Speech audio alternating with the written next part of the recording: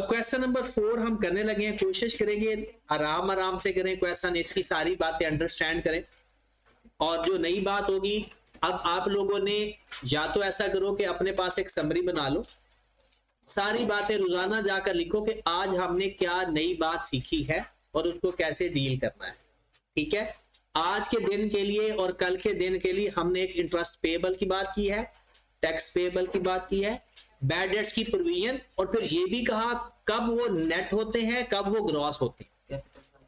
फिर डेप्रिसिएशन की बात सीखी हमने, फिर कैपिटल का लेजर बनाने की बात सीखी, लेकिन कैपिटल का लेजर हमारे सिलेबस में नहीं है, हमारा रिटेन अर्निंग के साथ ताल्लुक बनेगा जाके। ठीक है, ये सारी चीजें। और आज जो सबसे ज्यादा इंपॉर्टेंट बात है वो है पीपीई के लेजर की। ये जो प्रॉपर्टी प्लांट एंड इक्विपमेंट का लेजर है, that is very very important for cash flow. अब उसके लिए 2-3 बातें देखनी है। डिस्पोजल का क्या लेते होते हैं? कैश। कल या परसों की क्लास के अंदर ये जो सारी चीजें लिखते हैं, मैं इनके बारे में बताऊंगा भी सही कि ये कैसे कैश फ्लो बन रहा है, इन या आउट। क्वेश्चन नंबर 4 पहले पढ़ते हैं, अगर कोई नई बात आएगी तो मैं हल करवाऊंगा, पहले बताऊंगा, और अगर पुरानी बातें होंगी तो फिर ये हल करेंगे। Comparative statement of financial position of friends commodities private limited show the following information: capital, land, loan for building. ये एक इंपॉर्टेंट बात आ गई, इसको डिस्कस करना है। इसका मतलब क्या है? बिल्डिंग जो खरीदी है उधार पे खरीदी है। लोन फॉर बिल्डिंग का मतलब क्या है? जो बिल्डिंग खरीदी है वो उधार पे खरीदी है। इसकी बात करेंगे आज। अकाउंट पेएबल, हमें पता है इसका क्या करना है। बॉन्ड्स पेएबल, इसका भी पता है, ये भी लायबिलिटी होती है। रिटेन्ड अर्निंग, दूसरी आज करने वाली बातों को मैं ना इंपॉर्टेंट लिखता जा रहा हूं। एक्रूड लायबिलिटी पुरानी बात है।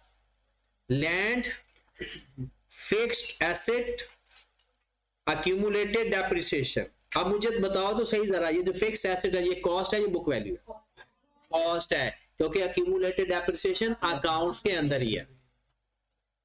Long term investment, trade receivable, net, उसने खुद ही नेट बता दिए।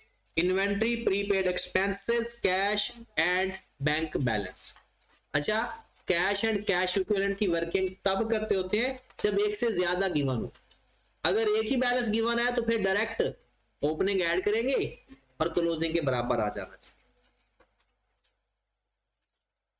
कुछ बातें, net profit for the year 1,10,000, depreciation on fixed assets 60,000। Depreciation की तो पहली बात हम कहते हैं ना, डेप्रिसिएशन गिवन है। Sold fixed assets with the cost of ₹50,000, accumulated depreciation 30,000, और बेची कितने की? 17,000 की। गेन या लॉस बता सकते हो? 50,000 माइनस 3,000, उसकी बुक वैल्यू आएगी 20,000। 20,000 वाला एसेट हमने 17,000 का बेच दिया। Declare and paid cash dividend. ये जो डिविडेंड और ड्राइंग्स दोनों में से एक गिवन होगा, क्योंकि डिविडेंड होगा तो फिर ड्राइंग्स नहीं होगा, ड्राइंग्स होगा तो फिर डिविडेंड नहीं होगा। उसकी वजह, ड्राइंग्स भी डिविडेंड ही होता है और डिविडेंड ड्राइंग्स होता है, लेकिन फर्क क्या है? ड्राइंग्स केस होता है इंडिविजुअल लेवल पे और ड्राइंग्स होता है कंपनी लेवल पे, डिविडेंड सॉरी। उसके बाद purchase building 150,000 on credit. Okay, सबसे पहले हम बात करते हैं रिटेन अर्निंग। अगर क्वेश्चन के अंदर रिटेन अर्निंग गिवन हो तो फिर प्रॉफिट और डिविडेंड कैपिटल अकाउंट में नहीं जाएगा।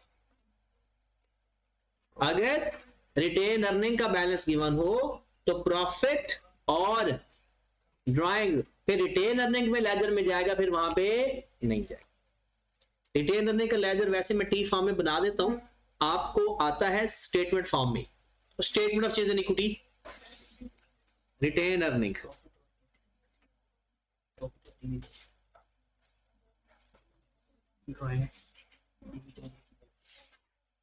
इसका ब्रॉड डाउन क्रेडिट साइड पे यहां पर हमेशा आएगा प्रॉफिट आफ्टर टैक्स, यहां पर डिविडेंड या ड्राइंग्स। अगर जनरल रिजर्व को ट्रांसफर हो रहा है तो एक्सेस डेप्रिसिएशन, उसके बाद कैरी डाउन। मतलब साफ है, अगर आपको लगता है रिटेन अर्निंग इस वजह से बढ़ेगा तो क्रेडिट, कम होगा तो डेबिट। अब हम क्लोज करेंगे।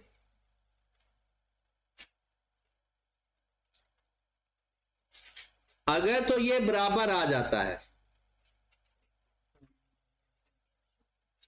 इसका मतलब ओके है, वरना यहां से क्या क्या फाइंड किया करेंगे। नंबर 1, अगर क्वेश्चन के अंदर कभी प्रॉफिट ना गिवन होगा तो हम रिटेन अर्निंग का लेजर बनाकर भी प्रॉफिट फाइंड कर सकते हैं।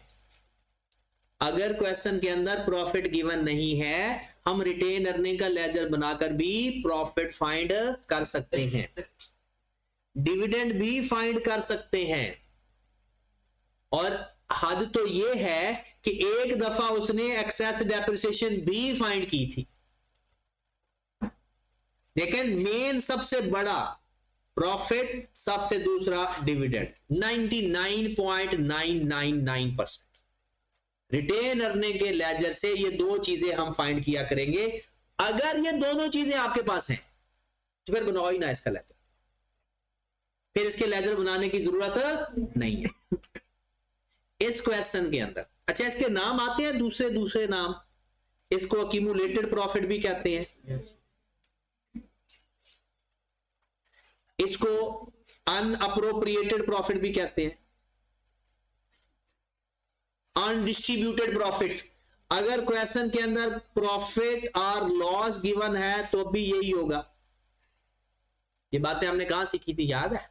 इंट्रो के अंदर, इंट्रो के फाइनल अकाउंट के अंदर रिटेन अर्निंग जब डेबिट पे पड़ा होता था या क्रेडिट पे पड़ा होता था, तब मैंने ये नाम लिखवाया था आपको। ठीक होगी बात?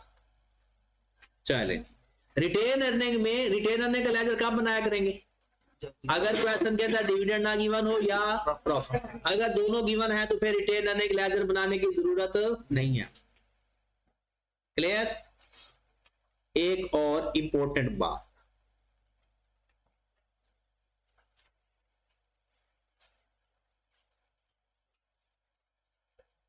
वेरी वेरी इंपॉर्टेंट, अगर किसी भी नॉन करंट एसेट का रिसीवेबल या पेएबल हो, किसी भी नॉन करंट एसेट का रिसीवेबल या पेएबल हो, उसको कभी भी वर्किंग कैपिटल चेंजेस के अंदर नहीं लेना, उसको कभी भी वर्किंग कैपिटल चेंजेस के अंदर नहीं लेना। वो हम लेते हैं ना, पेएबल रिसीवेबल गिवन होता है, तो अगर किसी भी नॉन करंट एसेट्स का कोई रिसीवेबल हो या पेएबल हो, उसको कभी भी वर्किंग कैपिटल चेंजेस के अंदर कंसीडर नहीं करना। तो उसे कहां कंसीडर करना है? In relevant laser.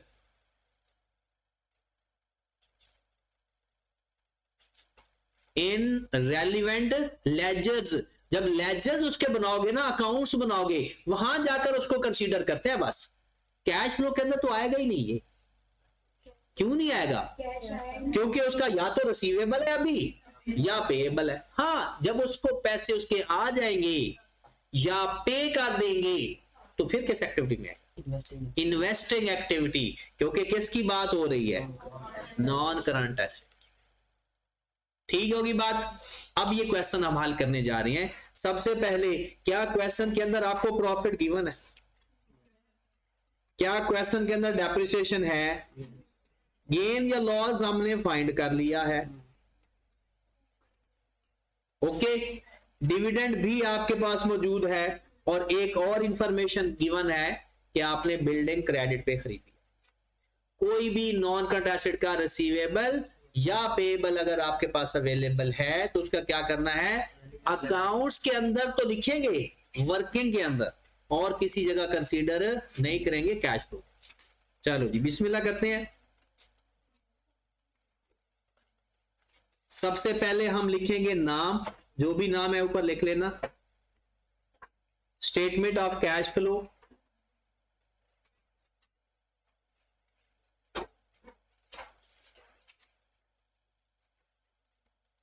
For the year ended, year and क्या है जी 30 जून 2015।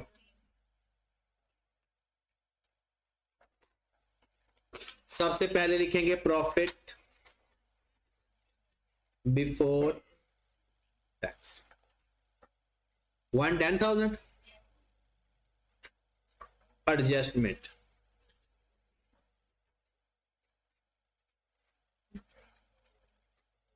Depreciation for the year 60,000।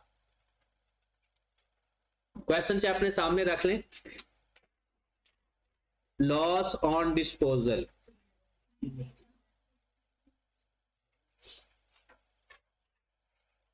3,000। उसके बाद क्या कोई एडजस्टमेंट वाली चीज है, कुछ भी नहीं बचा। इंटरेस्ट वगैरह का कहीं जिक्र नहीं किया हुआ। क्या लिखें फिर, profit before working capital changes 173,000 173,000। अच्छा अपना ना कैलकुलेटर साथ लेकर बैठो तो बंदा एक्टिव रहता है, ताकि साथ साथ आप ही वर्किंग करो। अब बताएं इसके बाद वर्किंग कैपिटल चेंजेस लेते हैं, वो फॉर्मेट याद रखना है। तो इसमें से आधे नंबर आ जाएंगे, मिनिमम आधे नंबर आ जाएंगे। आए जरा चलते हैं, इसके टिक क्रॉस खेल लेते हैं। यहां से शुरू करते हैं। लोन फॉर बिल्डिंग लूंगा, अभी अभी मैं क्या कर आया हूं, इसको कैश फ्लो में लेते ही नहीं है। अकाउंट पेएबल टिक कर दो। बॉन्ड्स पेएबल, बॉन्ड्स पेएबल हमारा लोन होता है। बॉन्ड्स पेएबल हमारा लोन, बॉन्ड्स डिबेंचर ये लोन होता है, ये फाइनेंसिंग एक्टिविटी है। रिटेन अर्निंग कुछ नहीं करना इसका, क्योंकि रिटेन अर्निंग का सिर्फ लेजर बनता है, और वो भी कब बनाएंगे, अगर प्रॉफिट चाहिए हो या डिविडेंड चाहिए।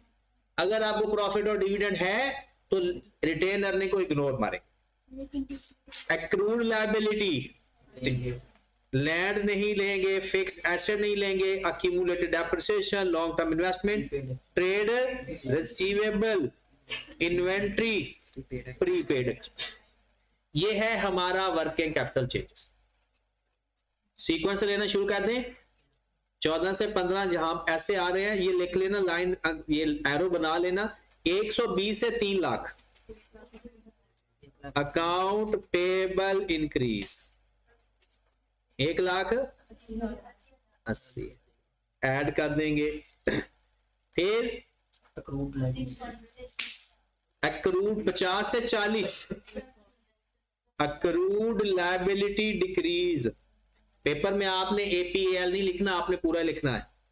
10,000 डिक्रीज हुआ है तो आउटफ्लो। दोबारा एसेट बढ़े तो आउटफ्लो, कम हो तो इनफ्लो। ऐसा क्यों करते हैं ये हफ्ते वाले दिन मुझे याद दिलाना, डिटेल में बताऊंगा।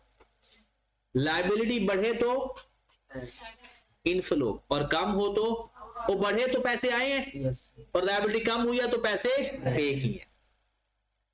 उसके बाद ट्रेड रिसीवेबल 460 से 410, अकाउंट रिसीवेबल डिक्रीज 50,000 से ऐड कर देंगे।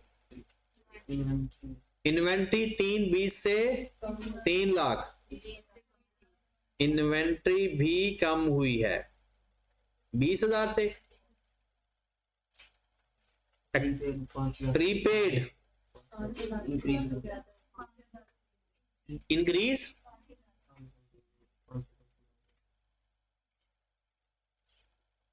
Cash generated from operation.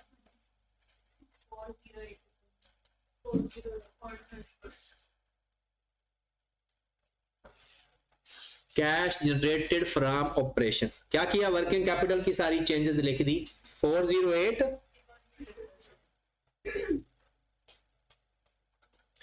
अब आपने मुझे ये बताना है, यहां तक क्लियर है तो बताएं, यहां पर हम तीन चीजें लिख सकते हैं, interest paid, tax paid, dividend paid.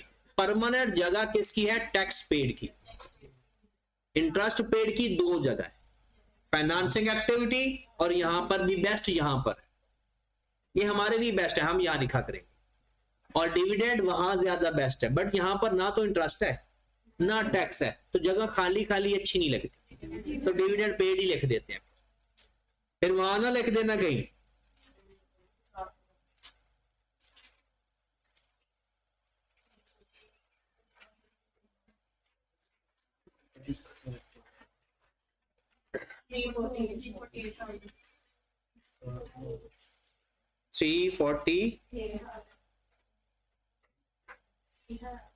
इसे हम बोल, या तो ऊपर अगर आपने लिख दिया है ना cash flow from operating activity, तो फिर यहां पर लिखने की जरूरत नहीं, बस आंसर आ गया। और अगर लिखना है तो net cash flow from operating activity, अगर लिखना है तो net cash flow from operating activity. आगे बढ़े फिर इन्वेस्टिंग एक्टिविटी। इन्वेस्टिंग एक्टिविटी के लिए आपको लेजर्स कुछ बनाने पड़ेंगे, जिसकी भी एडिशनल इंफॉर्मेशन है ना, बेस्ट क्या होता है ledger. Cash flow from investing activity,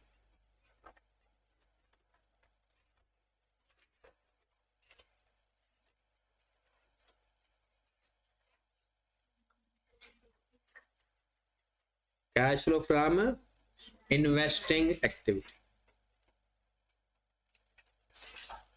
हाँ जी, सबसे पहले लिखा हुआ है बिल्डिंग की बात।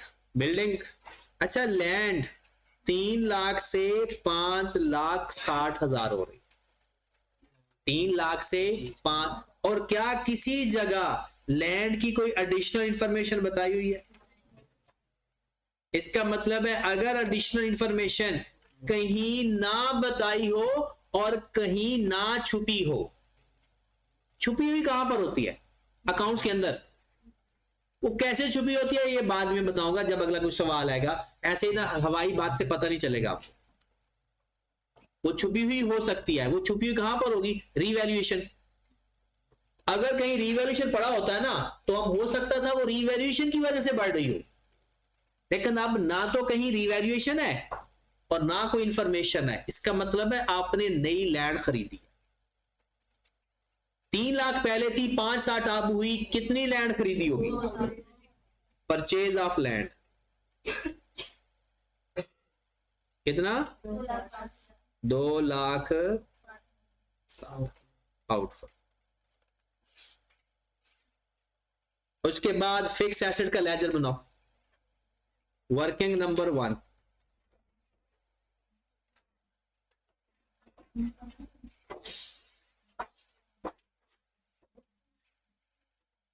पहले तो बताओ कॉस्ट पे बनाए या बुक वैल्यू पे बनाए? कॉस्ट पे बन रहा है, दोनों से बन सकता है, कॉस्ट पे बन रहा है। ब्रॉड ऑन जी 19 लाख, कैरिड ऑन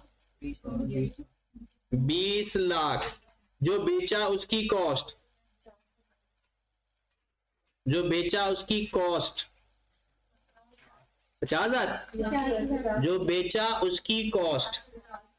एक फिक्स एसेट बिल्डिंग आपने खरीदा लोन पे, अकाउंट पेएबल 150,000, अब इसके अलावा अगर कोई डिफरेंस आएगा ना, दैट इज कैश। इसका मतलब है कोई भी नया एसेट खरीदा है लेकिन उधार पे खरीदा हो, अगर दोनों साइड्स बराबर आ जाती हैं, इधर भी 20500000, इधर भी 20500000, इसका मतलब है हमने कोई भी फिक्स्ड एसेट नहीं खरीदा। खरीदा है बिल्डिंग, वो तो उधार पे खरीदी है। कोई भी कैश आउटफ्लो खत्म। Cash from disposal of fixed assets, cash from disposal of fixed assets. बताएं डिस्पोजल से कितना कैश आया था? 17,000। इन्वेस्टमेंट भी है, खरीदी है बेची है।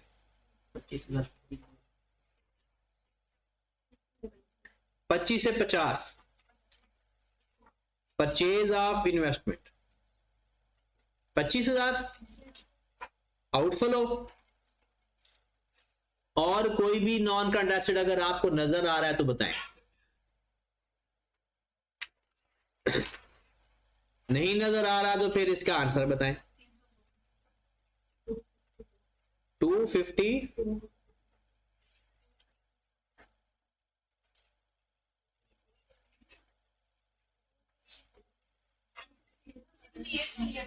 कितना?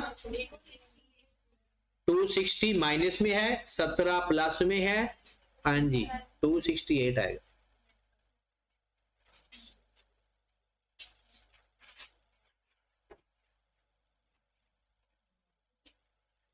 अब चलते हैं फाइनेंसिंग एक्टिविटी। क्या कैपिटल का लेजर आप भी बनाओगे? कैपिटल आपका 7,10,000 से 9,10,000 हो रहा है। अब कैपिटल का लेजर बनाने की जरूरत नहीं है क्योंकि प्रॉफिट और ड्राइंग्स हो जाएंगे रिटेन अर्निंग। तो अब सिंपल कैपिटल की कोई और इंफॉर्मेशन है तो कैपिटल का लेजर बनाना, वरना सिंपल डिफरेंस लिख लेता। सुनिएगा दोबारा बात, अगर रिटेन अर्निंग का लेजर गिवन हो, प्रॉफिट और ड्राइंग्स कहां पे जाएगा? Retained earning. और रिटेन अर्निंग का लेजर कब बनाएंगे? अगर प्रॉफिट या डिविडेंड दोनों में से कोई एक चीज मिसिंग हो। अब कैपिटल का लेजर बनाने की जरूरत नहीं है कि वो आप उसमें लिखें जाकर प्रॉफिट भी और ड्राइंग भी। अब सिंपल 7,10,000 से 9,10,000 हो गया। इंक्रीज इन कैपिटल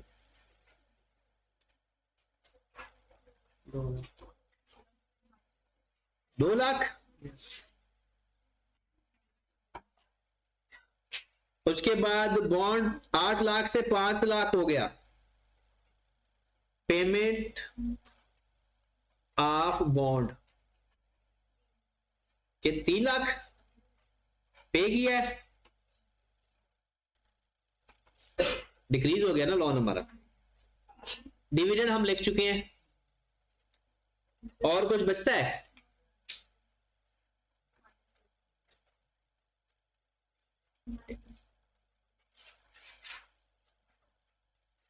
अब आप पहले सारा टोटल करें। 348,000 minus 268 minus 100,000, net decrease in cash and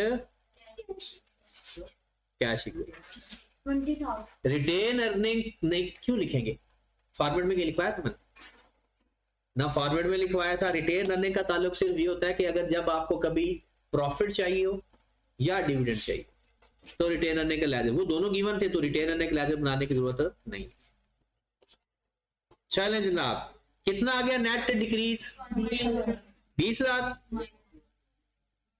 अब गौर से सुनिएगा, आप लोगों ने इसमें opening cash and cash equivalent adjust करना है। अगर क्लोजिंग के बराबर आ गया तो आंसर हमारा ठीक है, नहीं भी बराबर आया तो फिर भी ठीक ही समझो, आगे बढ़ना है। पेपर में उधर नहीं बैठ जाना।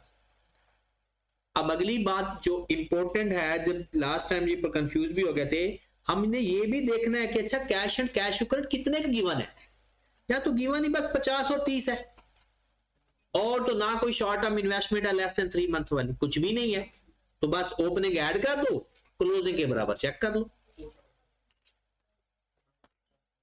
Add opening cash and cash equivalent 50,000, और आंसर हमारा कितना आ रहा है, क्लोजिंग कैश एंड कैश। ठीक होगी बात?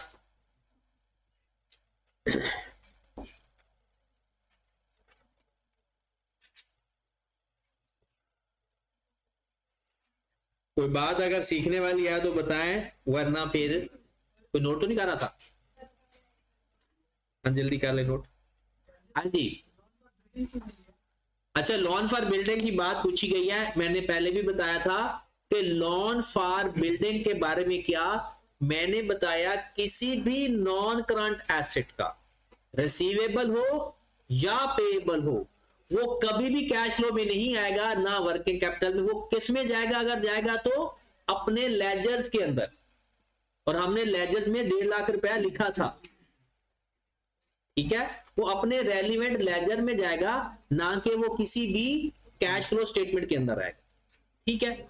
और शेयर कैपिटल का लेजर प्रॉफिट के लिए और डिविडेंड के लिए बनाते थे इंडिविजुअल के केस में। हाँ, इसके अलावा कब कब बनाते? इसके अलावा अगर नीचे कोई इंफॉर्मेशन होगी तो, अगर वो कह दे कि आपने कोई बोनस शेयर इशू किए हैं तो फिर लेजर बना लेंगे। अगर वो कह दे कि राइट्स, कुछ भी इंफॉर्मेशन नीचे दे। अच्छा, सवाल पूछा गया है कि सर शेयर कैपिटल का लेजर अगर रिटेन अर्निंग होगा तो कब बनाएंगे? शेयर कैपिटल का लेजर तब बनाएंगे नीचे अगर इंफॉर्मेशन में कुछ बताया, लेजर बना लो, नहीं बताया तो ना बनाओ, सिर्फ डिफरेंस ले। और अगले क्वेश्चन पे चलते हैं। आप लोगों ने कल के दिन के लिए, अगर आप चाहते हो कि इस टॉपिक के ऊपर, अभी हमने सिर्फ फॉर्मेट याद किया है, ये ना समझना कैश फ्लो के सवाल हम कर रहे हैं, ये अभी हम फॉर्मेट याद कर रहे हैं, ठीक है। तो कल के दिन के लिए आपने ये कोशिश करनी है कि 5 सवाल एक दफा अपने हाथ से गुजारो, ठीक है, ताकि बेसिक टाइप का फॉर्मेट हमें याद हो जाए, और कल से ही हम पास पेपर शुरू कर देंगे। और कल मैंने चेक भी करने हैं, अगर चेक ना करो तो आपको पता है दिल नहीं करता आप लोगों का। अच्छा, इसका सवाल आपने करना है, मैंने सिर्फ पढ़ के देना है। Capital account, long term loan, bill payable हमारा करंट लायबिलिटी ही होती है, ये अकाउंट पेएबल ही समझो, बिल पेएबल अकाउंट पेएबल ही समझो। तो ये सवाल समझ लो ताकि आपको करते हुए आसानी हो। एक्रूड एक्सपेंस, अच्छा हम लिखते ना जाए, कैपिटल है हमारा financing activity, long term loan भी हमारी, bill payable working capital change, accrued expense working capital में, trade creditor, allowance for bad debts आपके अकाउंट्स के अंदर ही गिवन है। बताओ ये माइनस हो चुके हैं या अभी करने हैं? ये माइनस मतलब आपका ये जो डेटर्स गिवन है ना यहां पे, ये ग्रॉस है। अब इसके दो तरीके हैं, या तो दोनों को आपस में माइनस करके वर्किंग कैपिटल में लिख लो, या उसको एडजस्टमेंट में लिख लो और इसको ग्रॉस में। अलाउंस फॉर बैड डेट्स हम एडजस्टमेंट में लिखेंगे, A stand for adjustment. Accumulated depreciation equipment की भी बताई हुई है और फर्नीचर की भी, दोनों के लेजर्स बनाकर depreciation for the year find हो सकती है इनसे।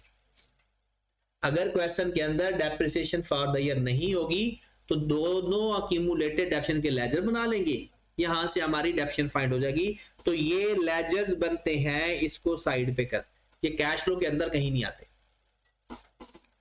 इक्विपमेंट, इन्वेस्टिंग एक्टिविटी, कौन सी?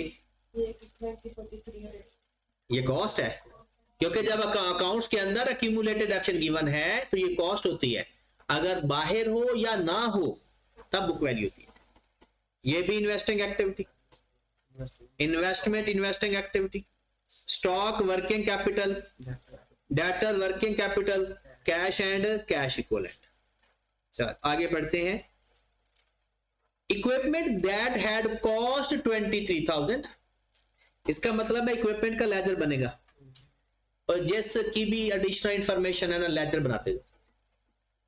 एंड वाज 40% डेप्रिशिएटेड, 23,000 का 40% लेंगे, जो आंसर आएगा उसे क्या कहोगे? Accumulated depreciation. क्या कहेंगे? Accumulated depreciation. At the time of disposal was sold for rupees 6,500, फिर उनको माइनस करेंगे, 6,500 से कंपेयर करेंगे, गेन या लॉस आ जाए। Payment against long term loan amounting 22,000, कहता है आपने, इसका मतलब है लोन का भी लेजर बनेगा, मैं लोन का ये लेजर भी बनवा दूंगा आपको। ₹22,000 हमने लोन की पेमेंट की 22,000, out of which 12,000 paid by mister x out of his personal account. Mister x आपका ओनर है, इसका मतलब ये हुआ कि ये हमारा कैपिटल का लेजर भी बनेगा और लोन का अकाउंट भी बने। बनाने का तरीका बता देता हूं, ये दोनों अकाउंट मैं आपको बनवा दूंगा। January 1, 13 furniture was completely destroyed by the fire. Proceed received from insurance company amounting rupees 60,000, मतलब ये जो कैश फ्रॉम डिस्पोजल नहीं होता, ये हुआ आपका सारा एज फर्नीचर जल गया और आपको इंश्योरेंस वालों ने 60,000 रुपया दे दिया। ये चीज मैं आपको नहीं बताऊंगा, मैं चाहता हूं कि ये आप लोग खुद जज करो। हाँ, हाईलाइट कर देता हूं 1123 कंप्लीटली, यहां से आपका ये सवाल हल हो जाएगा इन दो लफ्जों की पहचान से। आगे बढ़ते हैं। Investment was sold at ₹7,500 above cost, that is the profit on investment. और 15,000 ईच मंथ क्या है? ड्राइंग्स। सबसे पहले क्वेश्चन के अंदर क्या आपको प्रॉफिट गिवन है? क्या क्वेश्चन के अंदर प्रॉफिट गिवन है? प्रॉफिट अगर ना गिवन हो तो क्या करते हैं, ये बात आज एक्सप्लेन कर देता हूं। हाँ जी, अगर आपको प्रॉफिट के बारे में आ जाए, नंबर 1 अल्लाह करे गिवन हो, क्योंकि प्रॉफिट गिवन होगा चलो बंदा पहली लाइन तो लिख पाता है, वरना प्रॉफिट ना हो तो बंदा बस वो नाम लिखकर और ऊपर से नाम भी आई कैप कैसे देता है, patisa limited, gulab jamun limited. Number 2, अगर नहीं गिवन होगा तो देखेंगे कहीं रिटेन अर्निंग का लेजर है, अगर रिटेन अर्निंग का अकाउंट बैलेंस, अगर वो बैलेंस है तो रिटेन अर्निंग का लेजर बना लेना, अगर वो नहीं गिवन तो फिर कैपिटल का लेजर बना लेना। सीक्वेंस बड़ा मैटर करेगा। अगर ये इंफॉर्मेशन प्रॉपर नहीं है तो एसओसीआई बना लेना, sale minus cost of sale minus other spend, या अकाउंटिंग इक्वेशन से भी आ जाता है। अकाउंटिंग इक्वेशन क्या होता है? Assets is equal to capital plus liability, और कैपिटल के अंदर क्या होता है? Capital plus profit minus drawings. तो अकाउंटिंग इक्वेशन के अंदर प्रॉफिट लिखकर वो बाकी जो चीज मैं अकाउंटिंग इक्वेशन लिख देता हूं, assets is equal to capital plus net profit minus drawings plus liability. तो जो जो गिवन है पुट कर देना, प्रॉफिट आपका आ जाएगा। 99% सवालों के अंदर ये हालात होते हैं, पहले 2, और एक लास्ट केस अल्लाह करे ना आए।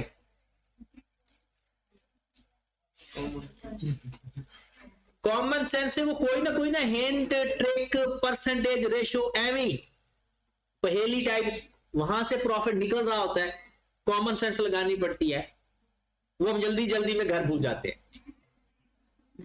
इसलिए कॉमन सेंस वाला सवाल जब भी आया ना वो परेशानी क्रिएट करता है। यहां तक ओके है। अगर प्रॉफिट गिवन नहीं होगा तो ये तरीका होगा, इस गिवन क्वेश्चन के अंदर हमारा प्रॉफिट कहां से निकल सकता है? कैपिटल के अकाउंट से। और मैं आपको कैपिटल का लेजर और लोन का लेजर बनाकर दे देता हूं और इन्वेस्टमेंट के बारे में बता देता हूं। ये 3 चीजें, बाकी ये सवाल आपने करना है। मैं कैपिटल का लेजर यहां पर ही बना देता हूं, कहीं इधर उधर ना भटकना पड़े। ओपनिंग कितना है? 83। कैरिड ऑन कितना है? ड्राइंग्स कितनी है एंड पे गिवन थी? 15,000 एक महीना मल्टीप्लाइड बाय 12, 1 लाख। वो भी बताता हूं। उसके बाद अब उमर, बात बड़ा इंपॉर्टेंट है, क्या ड्यूरिंग द ईयर किसी वजह से आपका कैपिटल अप डाउन हुआ? पूरे ट्रांजैक्शन में सोचना है या पढ़ना है, किसी वजह से हमारा कैपिटल अप डाउन हुआ। वो जो उसने अपनी जेब से बिजनेस का लोन पे किया है, अली उसकी एंट्री के पास हो। मैंने कहा, सॉरी नहीं कहा, मैंने कहा उसने लोन पे किया है, अगर ओनर लोन पे कर दे उसकी एंट्री क्या हो? बिजनेस का लोन ओनर ने पे किया, एंट्री। हाँ जी शुहेब, अगर ओनर अपनी जेब से लोन पे कर दे, एंट्री क्या होगी? हुजैफा सोचे सोचे। फर्रुख, लोन टू कैपिटल, क्या एंट्री पास होगी? Loan to capital. लोन पे हो गया तो लायबिलिटी खत्म और ओनर की तरफ से पे हुआ। ओनर तो बिजनेस के लिए कुछ भी करे, कैपिटल क्रेडिट होता है। अब अगर आप गौर फरमाएं, क्वेश्चन के अंदर एक जगह उसने लिखा था कि 22,000 का लोन पे किया है, जिसमें 12,000 ओनर ने पे किया है। तो जब आप लोग ओनर ने पे किया तो एंट्री क्या पास की होगी? लोन डेबिट कैपिटल क्रेडिट 12,000 से। और याद रखना, जो लेजर बना रहे हो ना, पूरे क्वेश्चन के अंदर देखिए कि वो लेजर किस वजह से अप डाउन हो रहा है। वो कैपिटल कम या ज्यादा, खत्म होगी बात। जो डिफरेंस आएगा वो आपका प्रॉफिट है, जो डिफरेंस है वो आपका प्रॉफिट है। एक 80 और एक 36 प्लस करे कितना बनता है? 316, इधर भी 316। जो डिफरेंस आएगा वो आएगा पैट, क्योंकि टैक्स है ही नहीं तो प्रॉफिट आफ्टर टैक्स भी यही है, प्रॉफिट बिफोर टैक्स भी यही। अगर टैक्स आएगा तो इसमें ऐड कर देंगे, अगर टैक्स आएगा तो इसमें ऐड कर देंगे, वो बन जाएगा प्रॉफिट बिफोर टैक्स। कितनी अमाउंट आ रही प्रॉफिट? 220233। ये प्रॉफिट आफ्टर टैक्स आता है। क्वेश्चन के अंदर टैक्स नहीं है तो प्रॉफिट बिफोर टैक्स भी यही है, प्रॉफिट आफ्टर टैक्स भी यही। और अगर टैक्स होता तो क्या करते? इसके अंदर ऐड कर देते। तो प्रॉफिट बिफोर टैक्स से शुरू नहीं करते आप सवाल? दिल करता है माइनस कर दें, लेकिन होता ऐड है। प्रॉफिट आफ्टर टैक्स का मतलब होता है टैक्स माइनस होने के बाद, और वापस जाएंगे तो प्लस करेंगे। अच्छा, लोन का लेजर सिखाता हूं। लोन का ड्रॉडाउन कितना है और कैश डाउन कितना है? 31,000। अब सुनिएगा, उसने लोन पे किया 22,000, कहता है जिसमें से 12,000 कैपिटल है। इसका मतलब है लोन जो मेरा पे हुआ कैपिटल की वजह से कितना पे हुआ? 12,000। और कैश कितना पे हुआ? 10,000। तो मेरा कैश आउटफ्लो 22,000 पूरा आएगा या 10,000 आएगा? लेकिन 22,000 लोन पे हुआ, लेकिन बिजनेस ने कितना कैश दिया? 10,000।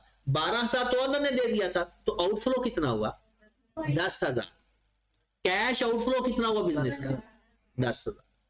अब इसके अलावा अगर इस साइड पर आएगा तो लोन इंक्रीज हो जाएगा, और इस साइड पर आएगा तो लोन मजीद पे हो जाएगा। इंक्रीज मतलब cash debit loan credit, decrease मतलब लोन डेबिट कैश क्रेडिट। इसके अलावा और जो भी बातें वो आपने खुद करनी है। करना कैसे है? कल मेंटली तौर पर तैयार होकर आना कि हमने उसके पास पेपर स्टार्ट कर देने हैं। और कैश फ्लो के ना